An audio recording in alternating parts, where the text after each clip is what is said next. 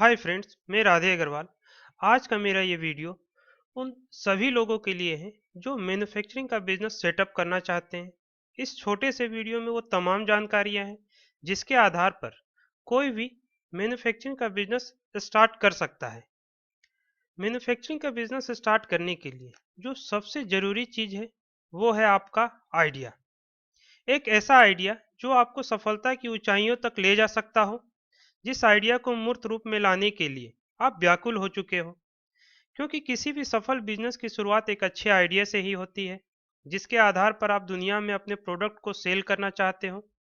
अतः सबसे पहले आपके पास एक आइडिया होना चाहिए, जिसके आधार पर आपका प्लान बिल्कुल क्लियर हो कि आप किस चीज़ का बिजनेस करना चाहते हैं और आप क्या मैन्युफैक्चरिंग करना चाहते हैं। उस प्रोडक्ट के संबंध में आधारभूत जानकारी आपके पास होनी चाहिए। जैसे आपके प्रोडक्ट का मार्केट में डिमांड कितना है, इस प्रोडक्ट का कॉस्टिंग और बाजार मूल्य कितना है, प्रोडक्ट को बनाने की प्रक्रिया क्या है, इसके लिए प्रयोग किया जाने वाला कच्चा माल की उपलब्धता बाजार में कितनी है, बाजार में इससे संबंधित अन्य निर्माता और आपके कंपटीटर, इसका आपको सही आकलन करना बेहद जरूरी है। जबकि आप अपना बिजनेस आइडिया एवं तैयार किए जाने वाले प्रोडक्ट तय कर चुके हैं, तो फिर आपको अपने बिजनेस का स्वरूप के संबंध में निर्णय लेना है कि आप sole proprietorship, one person company, partnership, limited liability partnership, private limited company या फिर पब्लिक लिमिटेड कंपनी में से किस स्वरूप में अपना बिजनेस स्टार्ट करना चाहते हैं। जो स्वरूप आपके लिए उचित हो उसके लिए जरूरी पंजीकरण करवाएं। नेक्स्ट, आपको तय करना है अपने बिजनेस का लोकेशन। लोकेशन तय करें जहां आप अपना फैक्ट्री लगा सकते हो। इसके लिए आपको ज़मीन की आवश्यकता होगी, जो आपकी खुद की हो सकती है, जिसे आप लीज पर ले सकते हैं या जिसे आप फैक्ट्री लगाने के लिए खरीद सकते हैं। ध्यान रखें, जहां आप अपना फैक्ट्री लगाना चाहते हैं वहां आपको फैक्ट्री स्थापित करने के लिए पर्याप्त जमीन मिल सके, मजदूर आसानी से और अपेक्षाकृत कम लागत पर मिल सके, बिजली और पानी की उचित व्यवस्था हो, कच्चा माल लाने और तैयार माल को बाजार तक आसानी से कम परिवहन लागत पर पहुंचाया जा सके, स्थानीय माहौल अपेक्षाकृत शांतिमय हो, जिससे कि फैक्ट्री के संचालन में कोई रुकावट ना आए और सभी सामान, मशीन एवं कर्मचारी सुरक्षित रहें। सामान्यतः हर राज्य सरकार के द्वारा उद्योगों के विकास के लिए कई जिलों में औद्योगिक क्षेत्र बनाए जाते हैं, जिन क्षेत्रों में उद्योग की स्थापना और इसके सफल संचालन के लिए जरूरी सभी आधारभूत सुविधाओं को ध्यान में रखा जाता है और इस तरह की जमीन को लंबी अवधि के लिए पट्टे पर अनुबंध के तहत उद्योग लगाने वालों को दिया जाता है। साथ ही इन क्षेत्रों में फैक्ट्री लगाने के लिए बिजली, पानी का कनेक्शन हो या म्यूनिसिपालिटी एवं पोल्यूशन कंट्रोल बोर्ड द्वारा दिया जाने वाला अप्रूवल हो, अपेक्षाकृत ज़्यादा आसानी से मिल सकता है। अर्थात किसी भी औद्योगिक क्षेत्र में फैक्ट्री लगाना सही निर्णय साबित हो सकता है। इसके बाद जो जरूरी चीज़ है वो मार्केट रिसर्च। अपना बिजनेस एरिया भी तय करें जहां जहां आप अपने प्रोडक्ट्स को बेच सकते हैं, अर्थात आपके प्रोडक्ट्स के लिए उपलब्ध बाजार को समझें और वहां अपने प्रोडक्ट से संबंधित कुछ जरूरी मार्केट रिसर्च जरूर कर लें। जैसे आपके प्रोडक्ट का अनुमानित सेल कितना होगा, अपनी मार्केट स्ट्रेटेजी तय करें, अपने कंज्यूमर तक पहुंचने के लिए जरूरी कदम तय करें, प्रतिस्पर्धा और बेहतर क्वालिटी को ध्यान में रखते हुए सेल प्राइस तय करें। इस बात का भी विश्लेषण अवश्य कर लें कि बाजार में कितने दिनों के लिए आपका पैसा फंसेगा। सभी प्रकार के खर्चों के आधार पर अपने लागत का सही आकलन करें। अपना अनुमानित लाभ और लाभ का प्रतिशत क्या होगा, इसका सही सही कैलकुलेशन करें। इसके बाद plant and machinery. Plant and machinery के सप्लायर से मिले, प्रोडक्ट से रिलेटेड जो मशीन के सप्लायर्स हैं उनको आप सर्च करें। indiamart.com काफ़ी अच्छा साइट है जिस पे हर तरह के जो मशीन के सप्लायर्स है वो अवेलेबल है। आप सर्च करें, उनका कॉन्टैक्ट नंबर, एड्रेस, ये सारा कुछ उसमें दिया रहेगा। आप उनसे फ़ोन से बात करें, उनको अपना रिक्वायरमेंट बताएं और सारी चीज़ों को आप पहले फ़ोन पर समझें, फिर आप अपने अकॉर्डिंग समय देख करके उनके पास जा करके मिले। indiamart.com या इस तरह की और भी काफ़ी सारी वेबसाइट्स हैं इंटरनेट पर, आप गूगल में सर्च करें। जिस भी चीज़ की आपको मशीन की ज़रूरत, आप यूट्यूब में देख सकते हैं मशीन को चलता हुआ।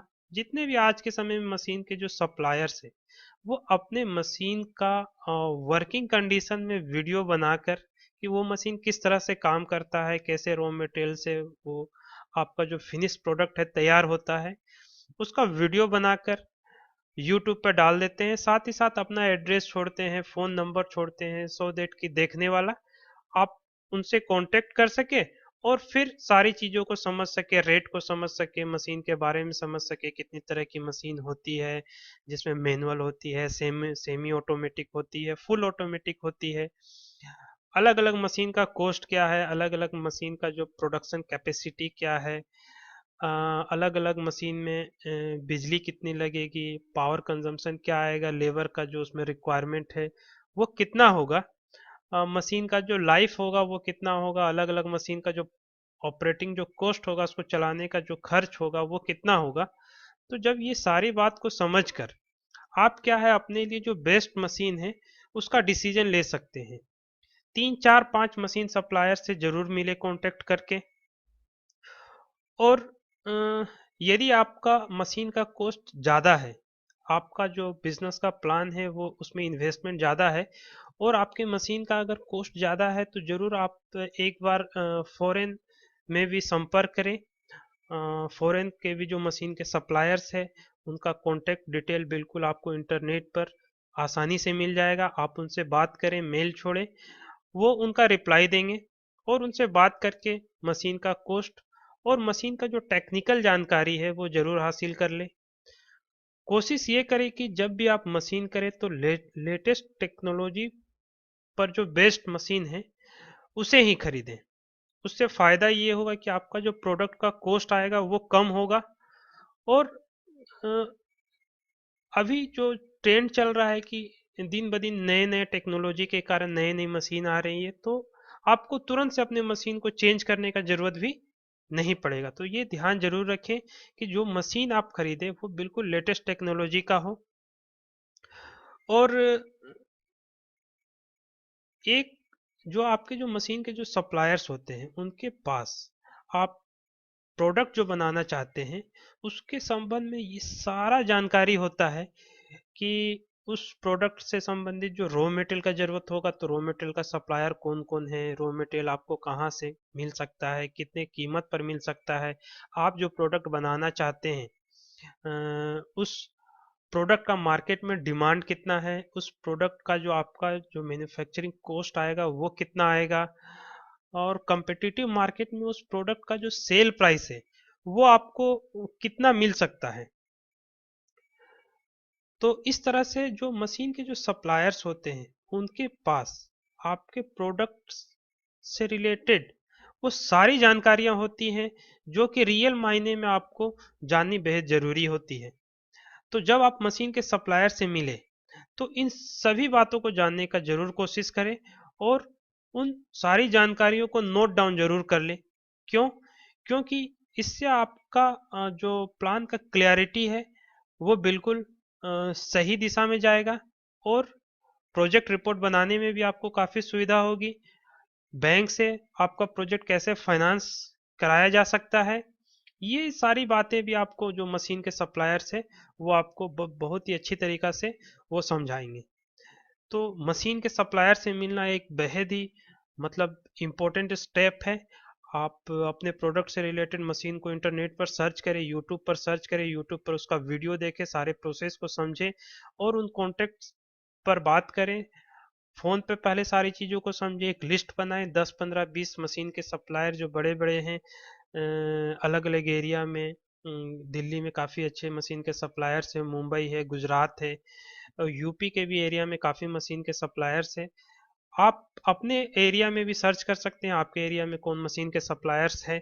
बहुत सारे एजेंट होते हैं, पहले आप एजेंट से जाके भी मिल सकते हैं, कॉस्टिंग को समझे, मशीन के प्राइस को समझे, उसके प्रोसेसिंग को समझे और सारी बातों को उनसे मिले और समझे उसके बाद तय करें आपके लिए कौन सा मशीन अच्छा है, और फिर उस मशीन को आप बाद में खरीद सकते हैं। इसके बाद आपको जानना है रॉ मटेरियल के बारे में। शुरू के समय में आपको कितने रॉ मटेरियल की ज़रूरत होगी, इसका सही सही आकलन करें, जिससे कि आप प्रोडक्शन रॉ मटेरियल की कमी के कारण आपका प्रोडक्शन बंद ना हो और ज़रूरत से ज़्यादा रॉ मटेरियल का स्टॉक में पैसा भी ना फंसा रहे। साथ ही आप कुछ रॉ मटेरियल सप्लायर से भी मिले और सप्लाई से संबंधित सभी बातों को समझ लें, जैसे कि रॉ मटेरियल का लागत, रॉ मटेरियल मिलने में लगने वाला समय और भुगतान की शर्तें क्या होगी। बहुत हद तक रॉ मटेरियल की उपलब्धता और इसकी लागत पर ही आपके बिजनेस की सफलता और असफलता निर्भर करेगी। इसलिए जरूरी रॉ मटेरियल आपके फैक्ट्री लोकेशन से नज़दीक के शहरों में कहाँ-कहाँ और किस कॉस्ट पर कितनी मात्रा में उपलब्ध है, इस बात का सही सही विश्लेषण करना बहुत ही अनिवार्य है। सिविल वर्क, अब जबकि आप यह तय कर चुके हैं कि आपके फैक्ट्री कहाँ लगानी है, कच्चे माल, तैयार माल, प्लांट एवं मशीनरी के लिए कितनी जगह की जरूरत होगी और इन मशीन को किस तरह से स्थापित किया जाना है, फिर आप किसी सिविल इंजीनियर से मिलकर अपने फैक्ट्री का लेआउट तैयार करें और फैक्ट्री कंस्ट्रक्शन में लगने वाली समय सीमा और आने वाली लागत का सही आकलन करके एक कॉस्ट एस्टिमेट तैयार करवा लें, जो आपके प्रोजेक्ट फाइनेंस के लिए भी जरूरी है। कर्मचारी, आपको अलग अलग कार्यों के लिए कितने कर्मचारियों की आवश्यकता होगी, जिसमें आपको skilled, unskilled, supervisor, accountant, salesman इत्यादि के लिए कितनी संख्या में कर्मचारी रखने होंगे एवं उनको प्रति माह दिया जाने वाला जो सैलरी है उसका आप सही सही आकलन कर लें। अपने बिजनेस सेटअप करने के लिए जो सबसे इम्पोर्टेंट चीज़ है वो है पूंजी। बिजनेस स्टार्ट करने के लिए पूंजी की व्यवस्था करना होता है। इसलिए अब जबकि आप सभी जानकारी इकट्ठा कर चुके हैं, आपको अपने बिजनेस को स्टार्ट करने और इसे सफलतापूर्वक चलाने के लिए कब कब किस कार्य के लिए कितने पैसों की ज़रूरत होगी, इसका कैलकुलेशन करना अनिवार्य है। नॉर्मली हमें दो अलग अलग तरह के फंड की ज़रूरत होती है। अस्थाई संपत्ति के लिए, जिसमें जमीन, फैक्ट्री निर्माण, मशीन की लागत और फर्नीचर का कॉस्ट को शामिल किया जाता है। कार्यशील पूंजी के लिए, जिसमें कच्चा माल, कर्मचारी और पावर की व्यवस्था के भुगतान की जाने वाली राशि को शामिल किया जाता है। अतः आपको कुल कितनी पूंजी की आवश्यकता है और इसकी व्यवस्था आप किस प्रकार से करेंगे, यह तय करें। आपके आइडिया के आधार पर बिजनेस प्लान में अब तक आपने यह जाना कि आपका प्रोडक्ट क्या होगा और इसके निर्माण की प्रक्रिया क्या होगी, आपके प्रोडक्ट के संबंध में टेक्निकल जो जानकारी है, मार्केट में डिमांड कितना है, आपके प्रोडक्ट का सेल प्राइस क्या होगा, उस प्रोडक्ट को बनाने में आपका कॉस्ट प्राइस क्या आएगा, आपका एस्टिमेटेड प्रॉफिट क्या होगा, आपके बिजनेस का स्वरूप क्या होगा, सोल प्रोप्राइटरशिप, पार्टनरशिप या कंपनी, आपको अपनी फैक्ट्री के लिए जमीन कहाँ और कितना लेना है, जमीन आपकी खुद की होगी, आप लीज पर लेंगे अथवा खरीदेंगे, जमीन की लागत क्या आएगी, फैक्ट्री निर्माण का लेआउट क्या होगा, निर्माण में लगने वाला समय और लागत क्या होगा, फैक्ट्री के लिए जरूरी मशीन आप कहाँ से खरीदेंगे एवं उसका लागत क्या होगा, आपको कितने रॉ मटेरियल की जरूरत होगी और ये आप किन से खरीदेंगे, जरूरी रॉ मटेरियल के लिए आपको कितने पैसों की आवश्यकता होगी, आपको अपने बिजनेस के लिए कुल कितने कर्मचारियों की जरूरत होगी, कर्मचारियों को हर वर्ष सैलरी भुगतान के लिए कितने पैसे की जरूरत होगी, आप अपने प्रोडक्ट को कहां कहां और कैसे बेचेंगे, प्रत्येक माह और वर्ष का आपका अनुमानित जो सेल है वो कितना होगा, आपको कितनी पूंजी की आवश्यकता है और इसकी व्यवस्था आप किस तरह से करेंगे। मेरे आगे आने वाले वीडियो में आप जान सकेंगे अपने बिजनेस को बैंक से फाइनेंस कैसे करवाते हैं, प्रोजेक्ट रिपोर्ट कैसे तैयार किया जाता है, सरकार के तरफ से नए उद्योग के लिए क्या क्या स्कीम है, इंडस्ट्रियल एरिया में ज़मीन के लिए आवेदन कैसे किया जाता है, किन किन बिजनेस में सरकार के तरफ से सब्सिडी मिलता है, कंपनी का रजिस्ट्रेशन कैसे कराया जाता है, इट एक्स्ट्रा। इसलिए मेरे आने वाले सभी वीडियो को अपने इनबॉक्स में पाने के लिए मेरे चैनल को सब्सक्राइब करें। यदि आपकी कोई क्वेरी हो तो नीचे कमेंट बॉक्स में लिखें, मैं उसका जवाब ज़रूर दूंगा। और इस जानकारी को उन सभी लोगों के साथ शेयर करें जो कहीं जॉब तलाश रहे हैं या अपना बिजनेस स्टार्ट करने की सोच रहे हैं।